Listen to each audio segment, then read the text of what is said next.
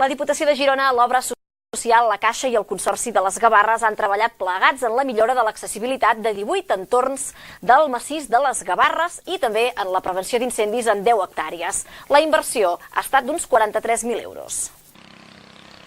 Finalitzen les accions de conservació, preservació d'incendis i millora de senders saludables que s'han executat durant aquest any al massís de les Gavarres. El projecte de millora impulsat per al Consorci de les Gavarres, la Diputació de Girona i l'Obra Social La Caixa s'ha centrat en la millora de l'entorn dels itineraris que ofereixen la descoberta del massís a la ciutadania. Han habilitat 18 entorns del massís en un total de 11,3 quilòmetres de senders i en unes 2 hectàrees a l'entorn de fonts i punts d'acollida de visitants. Aquest n'és un exemple. Aquesta brigada actualment està treballant al voltant del castell Vilarromà de Palamós, un dels 18 entorns del massís on s'ha actuat.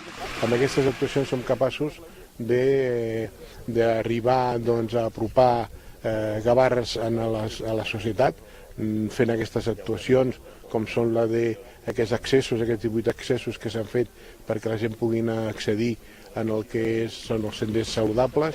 Degut a l'alt risc d'incendi, també s'han dut a terme treballs de prevenció en una superfície de 10,26 hectàrees. En aquesta zona, entre Palamós i Forallac, s'ha eliminat gran part del combustible acumulat. Fer una millora com aquesta té molta importància perquè, a part de que és ben sabut que estem en un lloc que s'havia cremat, també ajuda que si mai hi hagués un altre incendi, ara fent en aquesta zona trobem aquests 10 quilòmetres i pico que s'han fet de neteja de franges contra incendis, mai sempre podrem tallar el foc i mai podrem tenir problemes a l'hora d'arribar-hi, perquè sempre és de ben sabut tots que les Gavarres sempre diuen que és un polvorí en cas que s'encengués. Aquest projecte s'emmarca dins del conveni de col·laboració signat per la Diputació de Girona i l'Obra Social La Caixa. Durant la presentació que s'ha fet aquest dijous han assegurat que renovaran el conveni amb l'aportació del 2018 garantida, 450.000 euros que s'afegiran als gairebé 9 milions d'euros que han aportat a la Diputació durant 12 anys, amb l'objectiu de portar a terme actuacions de conservació del medi natural,